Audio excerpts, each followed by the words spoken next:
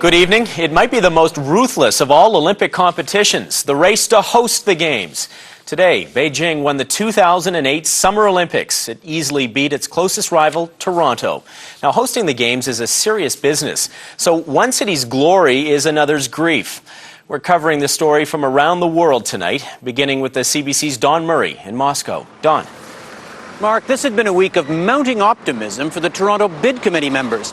Today, they discovered that optimism was misplaced. The wait was tense. The news wasn't good.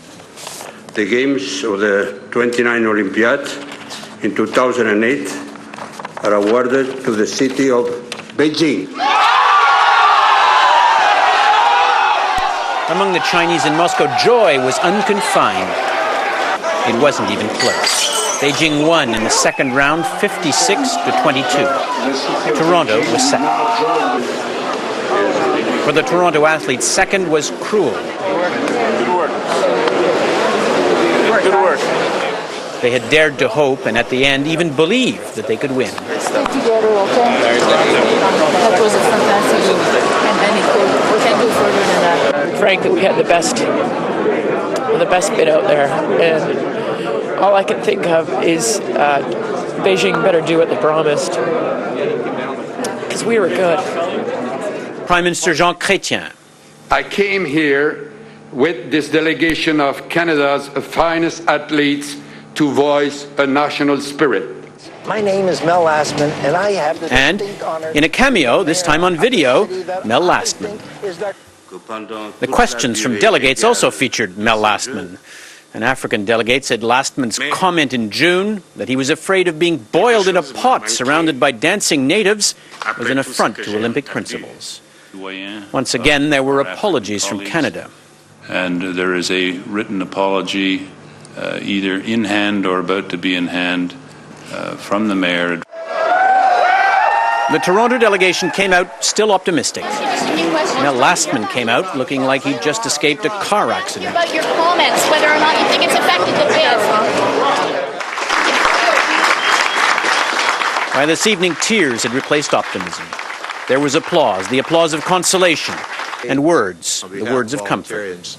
I ask you to be proud of the presentation today, proud of the bid. All week long, the IOC Vice President, Canada's Dick Pound, had been saying this was Beijing's to lose. It didn't. The question, not for tonight, but for tomorrow, is whether Toronto will want to run this marathon again in the race for the Games of 2012. Now to the winner, Beijing, in a rare explosion of joy. The CBC's Patrick Brown is there tonight. The Chinese capital hasn't seen anything like this since June 1989. But this time, people aren't opposing their government, they're celebrating a victory. The people of Beijing burst out onto the streets, shouting their triumph. In homes all over China, families were glued to their television sets as the announcement drew near. Tension mounted as voting went to a second ballot. Beijing lost to Sydney, Australia by just 2 votes in 1993. Could that happen again? In homes all over China, families leapt to their feet. The Olympic bid was a matter of national pride. People feel it's only fair that the world's most populous country will finally hold the Games. This really reflects the Olympic spirit, she says. It's exciting and it's what we've all been longing for. And China not only has the world's biggest population, it has the biggest population of sports-mad fans. I'm so excited. I'm such a big sports fan, he says. I'm so excited right now. The first spontaneous gatherings on the streets of Beijing since the Tiananmen Square massacre are a reminder of how human rights cast a shadow over the city's bid. Opponents said China should be denied the Games because of its human rights record. Supporters said the Olympics will be a force for change.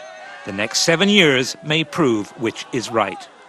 The Games will certainly give a boost to the Chinese economy.